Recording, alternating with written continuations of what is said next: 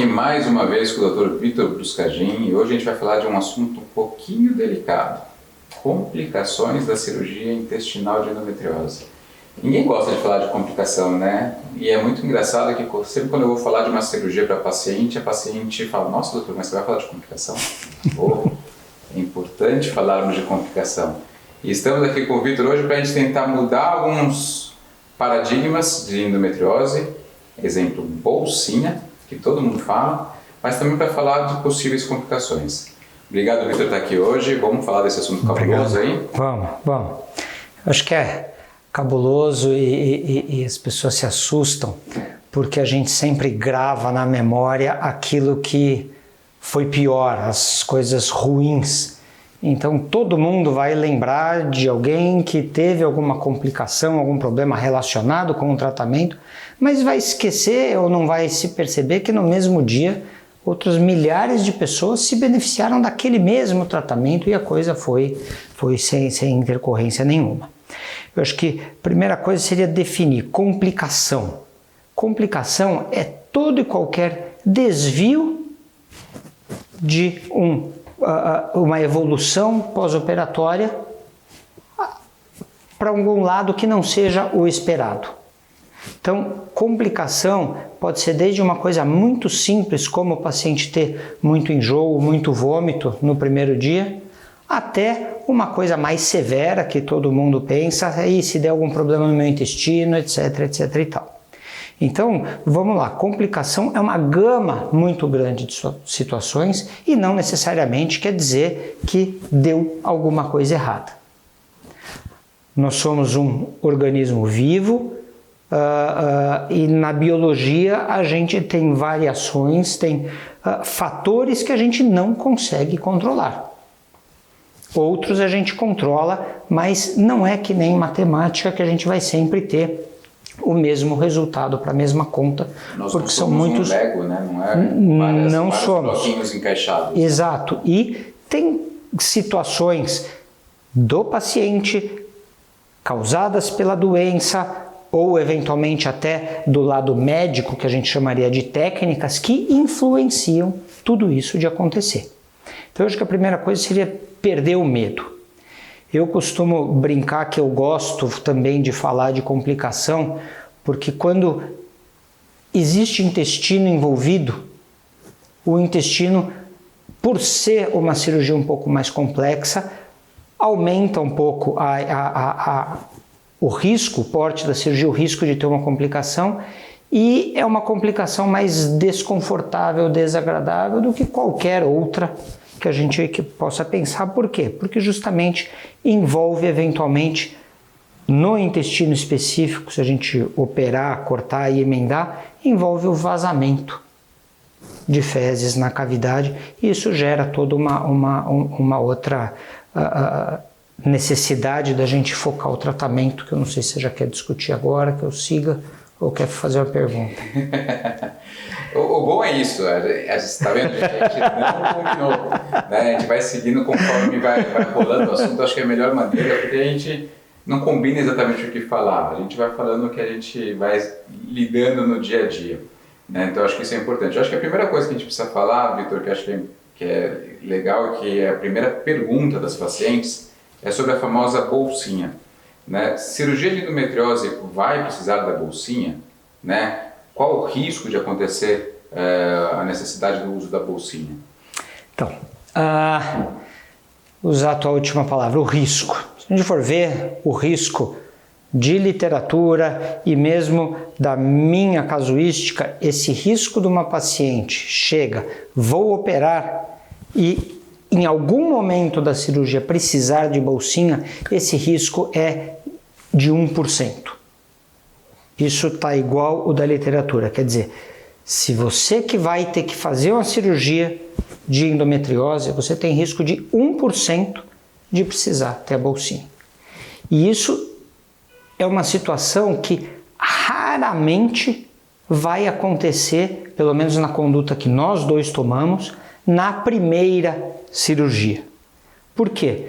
Porque na primeira cirurgia a gente tem condição de mapear a paciente através dos exames, do exame clínico, da história e se programar para uma cirurgia e que sim, na maioria das vezes você corta o intestino e emenda sem necessidade de bolsinha na primeira cirurgia.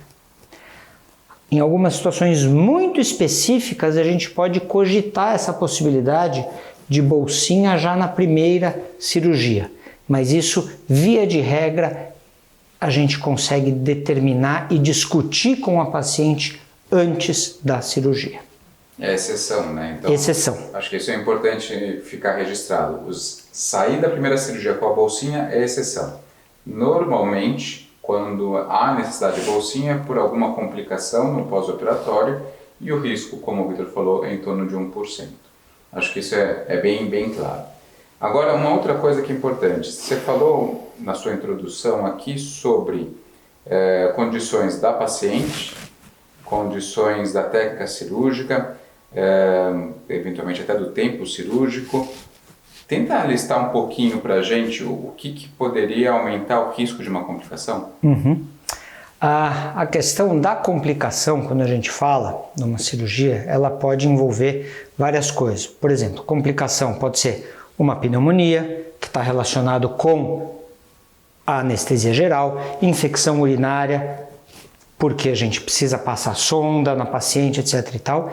E, a grosso modo, todo paciente que tem uma idade um pouco mais avançada, vamos lá, não gostaria de botar um número fixo, mas acima de 65, 70 anos. Por quê? Porque o seu organismo já viveu muito, já tem uma capacidade de resistência um pouco menor, uma reserva menor. Esse paciente tem um risco um pouco maior de complicações, ou principalmente de responder mal se tiver uma complicação. Pacientes que fumam, por motivos de afetar a circulação do sangue que vai ser necessária para a circulação, para a cicatrização. Pacientes com obesidade importante também tem, a grosso modo, maior risco de complicações. Pacientes com doenças crônicas. Então vamos lá, paciente com diabetes, com doenças reumatológicas, tipo lúpus, e que principalmente essas doenças acabam levando a algum grau de imunossupressão, quer dizer, de dificuldade do nosso sistema imune em nos proteger de outras doenças e também do nosso sistema de cicatrização em trabalhar, que isso pode afetar, principalmente pela doença e também por medicações. Então, essas pessoas, sabidamente, vão para a cirurgia com um risco um pouco maior, em qualquer cirurgia que seja, não especificamente da endometriose. Felizmente, as pacientes de endometriose, elas estão numa faixa etária que dificilmente tem uma doença associada importante, elas são todas em torno de 20 e poucos até 40, 45 anos, quer dizer, são os pacientes, vamos dizer, de menor risco cirúrgico que existam, na sua maioria. Uma coisa importante também que você falou sobre obesidade, mas acho que também o outro extremo, né, às vezes não tanto, é difícil a gente pegar uma paciente desnutrida, sim, mas eventualmente a gente tem uma paciente ou outra que é modelo, enfim, e a gente sabe que existe a pressão do meio em que ela trabalha pelo controle de peso, tudo, e às vezes essas pacientes também teriam um risco maior, sim, porque acaba funcionando como uma desnutrição também, né? Sim, do mesmo jeito que a gente erroneamente por muito tempo relacionou obesidade com falta de saúde, magreza também não quer dizer que é uma pessoa saudável, né? Hoje em dia existe um meio termo bem mais definido, né? Que a saúde depende de muitos outros fatores que não só de peso e forma do corpo, sim. Perfeito. E acho que uma outra coisa que você falou também que é importante é a gente falar sobre tempo cirúrgico. Às vezes é um assunto delicado, mas a gente sabe que existe uma correlação entre maior tempo cirúrgico e maior risco de complicações. Ninguém aqui está pregando que seja feita uma cirurgia incompleta para que a gente tenha um tempo cirúrgico mais baixo. Mas a gente sabe que quanto maior o treinamento, eu mesmo, se eu comparar as minhas cirurgias de quando eu comecei a operar endometriose e minhas cirurgias de hoje, né, a gente ganhou uma habilidade, uma expertise nesse tempo e as nossas cirurgias são mais rápidas. Eu queria que você falasse um pouquinho sobre isso também. Sim, existe uma piada no meio médico que é anestesia não é vitamina. Então eu acho que isso mostra bem, quer dizer, brincando com a coisa. Então, cada cirurgia tem a sua complexidade. O cirurgião, a equipe está habituada a fazer essa cirurgia, influencia muito no tempo operatório. Por que o tempo operatório é importante?